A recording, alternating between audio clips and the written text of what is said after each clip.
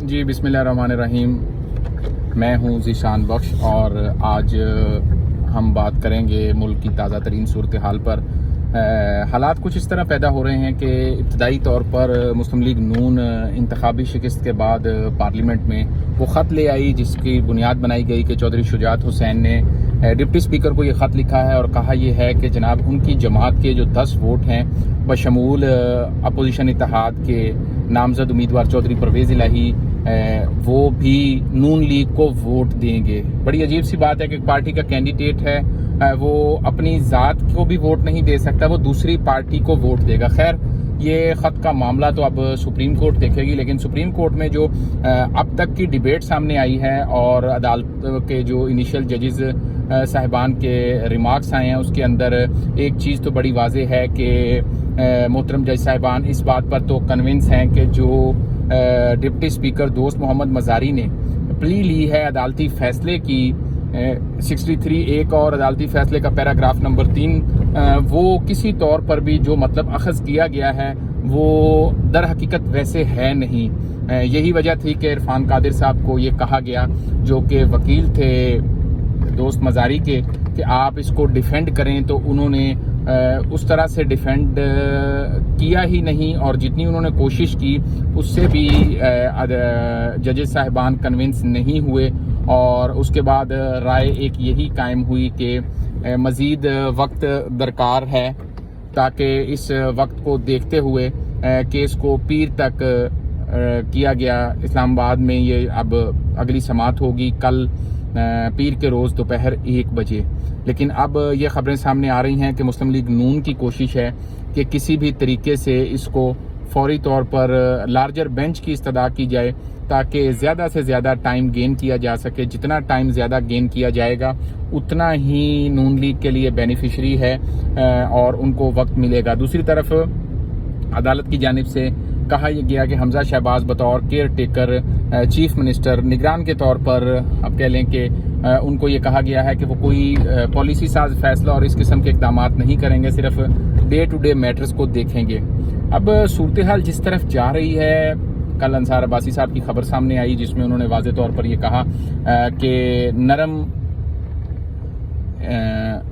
مذاکرات اسٹیبلشمنٹ کی طرف سے انہوں نے اشارہ کیا کہ ایسی کوئی پالیسی آئی ہے کہ اگر تمام سٹیک ہولڈرز بیٹھیں تو اس کے اوپر بات ہو سکتی ہے مستقبل کی حکمت عملی کو لے کر۔ لیکن پی ٹی آئی کا جو موقف ہے وہ اس حوالے سے بڑا واضح ہے۔ مسلم لیگ نون کی خواہش ضرور ہوگی کہ معاملات انتخابات کی طرف جائیں اور وہ اپنا انتخابی جو ہے منشور اس کو سامنے لاتے ہوئے ان کی کوشش ہوگی کہ اس حکومت سے اب نکلا جائے، لیکن مسلم لیگ نون بظاہر پوری طرح سے پھنس چکی ہے۔ وہ اگر حکومت کرتی بھی ہے تو معیشت کی جو صورتحال ہے ڈالر 230 تک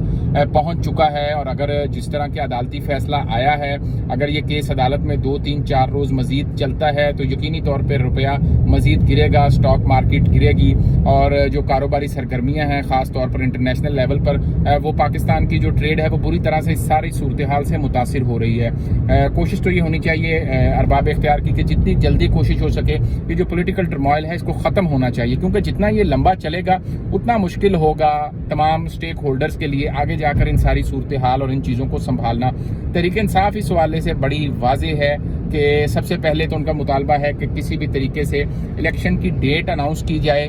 اور ساتھ ہی ساتھ ان کا یہ کہنا ہے کہ خالی ڈیٹ اناؤنس نہ کیا جائے، ایک شفاف نگران یا کیئر ٹیکر جو سیٹ اپ ہے اس پر بھی بات کی جائے۔ تو یہ دونوں چیزیں جب تک نہیں ہوتی تو تحریک انصاف تو کم از کم ڈائیلاگ ٹیبل پر بیٹھنے والی نہیں ہے۔ تو تحریک انصاف کے بغیر کسی بھی قسم کی جو نرم انقلاب کی باتیں ہیں، جو یہ ہے کہ کوئی ایسا سیٹ اپ بن جائے، کیونکہ جو چیئرمین نیب کی تقرری کی گئی ہے اس میں بھی پی ٹی آئی کا کنسنٹ شامل نہیں تھا، لیکن چلیں اس کو کہہ سکتے ہیں کہ تحریک انصاف کی اپنی غلطی تھی یا ان کا اپنا پولیٹیکل پوائنٹ تھا ان کا کہ انہوں نے پارلیمنٹ میں نہیں بیٹھنا، ان حالات میں وہ پارلیمنٹ سے باہر آ گئے۔ لیکن اب جو صورتحال بن رہی ہے جس طرح سے 17 جولائی کے انتخابات میں ایک واضح مینڈیٹ تحریک انصاف کو ملا ہے اور اس کے بعد پنجاب اسمبلی میں بھی انہوں نے اپنی نمبر گیم پوری شو کر دی ہے، اس ساری صورتحال کے بعد اب تحریک انصاف کو سسٹم سے باہر رکھنا کہ اس کو ارریلیونٹ کرنا کسی کے لیے بھی اتنا آسان نہیں ہوگا جتنا کہ آسان یہ ماضی میں ہو سکتا تھا یا یہ ماضی میں تھا۔ یقینی طور پر عوام کو عمران خان نے شعور تو دیا ہے، اور یہی وجہ ہے کہ عمران خان کا جو فالوور ہے، جو اس کا چاہنے والا تھا، وہ اب ووٹر میں کنورٹ ہوا ہے، اور عمران خان کا یہ ووٹ ہی تھا جس نے 17 جولائی کو اس کو یہ پوزیشن اور یہ سٹانس دلوایا، جس کے مطابق وہ اب اس کنڈیشن میں ہے کہ وہ ایک واضح مینڈیٹ کے ساتھ سامنے آئی ہے۔ اور دوسرے نمبر پہ مسلم لیگ نون کے لیے مشکل اس لحاظ سے بھی بڑھ رہی ہے کہ جس طرح اگر ہم ایک طرح سے دیکھیں تو کیونکہ ملک کے حالات بہتری کی طرف نہیں جا رہے، اور نہ ہی کوئی امکان ہے انٹرنیشنل لیول پر بھی جو انٹرنیشنل فورسز ہیں وہ کبھی بھی عارضی حکومتوں سے، نگران حکومتوں سے اس طرح نہ تو بات کیا کرتی ہیں، کیونکہ یہ پتہ ہوتا ہے کہ یہ عارضی حکومتیں انہوں نے زیادہ دیر نہیں رہنا، 2-4-6 ماہ کے اندر جو حقیقی عوام کی نمائندہ حکومت آئے گی اسی نے ہی سسٹم کو آگے لے کر چلنا ہے۔ تو اب جس طرف صورتحال جا رہی ہے، جو حالات ڈیولپ ہو رہے ہیں، یقینی طور پر ان حالات کے اندر جو بھی پولیٹیکل سینیریو ڈیولپ ہو رہا ہے اس کے اندر بہت ضروری ہے کہ جلد از جلد شفاف انتخابات کی طرف جایا جائے۔ اگر انتخابات کی طرف نہیں بڑھتے تو ملک کا جو یہ بحران ہے یہ مزید بڑھے گا، اور ہماری اکانومی مزید خراب ہوگی، اور حکمران اتحاد کے لیے مشکلات بڑھیں گی۔ جتنی مرضی سخت بیانات دے لے نون لیگ کی قیادت، لیکن وہ تسلیم کریں یا نہ، لیکن حقیقت یہی ہے کہ اس وقت نون لیگ کو عوام میں وہ پذیرائی نہیں ملی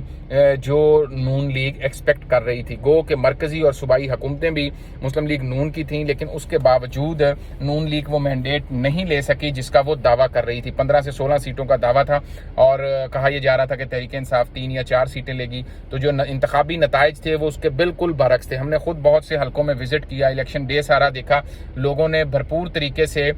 پی ٹی آئی کو ووٹ بھی کیا اور سپورٹ بھی کیا، اور حکومتی مشینری اور انتظامات کے خلاف ڈٹ کر کیا۔ یہی وہ وجہ تھی کہ جس کے بعد تحریک انصاف کے چیئرمین عمران خان سے جب ہماری ملاقات ہوئی تو انہوں نے بڑا واضح انداز میں کہا کہ اب اگر کسی نے انتظامی مشینری کے ذریعے اور کوئی اور حربہ اپناتے ہوئے اگر عوامی مینڈیٹ کو ڈسٹرب کرنے کی کوشش کی تو یقینی طور پر پھر مشکلات پیدا ہوں گی اور حالات سری لنکا جیسے ہو سکتے ہیں۔ اب ضرورت اس بات کی ہے کہ ملک کی معیشت چونکہ تیزی سے خراب ہو رہی ہے، اور اس معیشت کی بہتری کے لیے سب سے ضروری پولیٹیکل سٹیبلٹی ہے، اور پولیٹیکل سٹیبلٹی اس وقت تک نہیں آئے گی جب تک تمام سیاسی جماعتیں یا تمام جو سٹیک ہولڈرز ہیں وہ مل بیٹھ کر کوئی فیصلہ نہیں کر لیتے۔ اور جو تمام سٹیک ہولڈرز ہیں وہ اسی وقت مل بیٹھ کر فیصلہ کریں گے جب ان کو یہ پتہ چلے گا کہ جو وہ فیصلہ کر رہے ہیں یا جو وہ فیصلہ کرنے جا رہے ہیں اس حوالے سے ان کی بات کو کوئی نہ کوئی ویٹیج بھی ملے گی۔ تو یہی وہ ساری صورتحال ہے جو اس وقت تیزی سے ڈیولپ ہو رہی ہے، اور اس ساری صورتحال کے اندر اب ذمہ داری ہے ان اداروں کی، ان افراد کی جو اس سارے پولیٹیکل سسٹم کو چلانا چاہتے ہیں، کنٹینیو کرنا چاہتے ہیں، اور جو یہ چاہتے ہیں کہ سسٹم اس ملک کا چلے۔ آخر پاکستان نے تو چلنا ہے اور قائم رہنا ہے، لیکن ہم اس کو جتنا پولیٹیکلی ڈیسٹیبلائز کریں گے اتنا ہی مشکل ہوگا بعد میں نئی آنے والی حکومت کے لیے اس کو بہتری کی طرف لے کر جانا۔ تو اب دیکھنا یہ ہوگا کہ آنے والے 24 سے 48 گھنٹے میں، چونکہ بال اس وقت اعلیٰ عدلیہ کے کورٹ میں ہے، اور یقینی طور پر عدالتیں ایویڈنسز کو دیکھتی ہیں، اور عدالتیں کسی قانون اور ضابطے کو دیکھتی ہیں، لوگوں کی مرضی اور منشا کے مطابق فیصلے نہیں کرتی۔ اور یہ ایک عام سی بات ہے کہ اگر تحریک انصاف کے خلاف فیصلہ آئے تو ان کی جانب سے عدلیہ پر تنقید ہوتی ہے، نون لیگ کے خلاف آئے تو ان کی جانب سے ہوتی ہے، گو کہ کبھی براہ راست ہوتی ہے اور کبھی انڈائریکٹلی ہوتی ہے۔ لیکن یہ اب طریقہ ختم ہونا چاہیے، مرضی اور من پسند کے فیصلے ویلکم، اور ادروائز عدلیہ کو تنقید کا نشانہ بنایا جائے، اداروں پر تنقید کی جائے۔ یہ جو سچویشن ہے یہ کسی طور پر بھی ملک کے فائدے میں نہیں، اور ملک کے فائدے میں صرف اور صرف یہی چیز ہے کہ تمام جو سٹیک ہولڈرز ہیں وہ مل بیٹھیں اور مل بیٹھ کر یہ تہیہ کریں کہ انہوں نے ملک کو کس طرح آگے لے کر چلنا ہے۔ آج تک کے لیے اتنا ہی، مزید اس پر بات کریں گے مزید ڈیولپمنٹ سے۔ Thank you.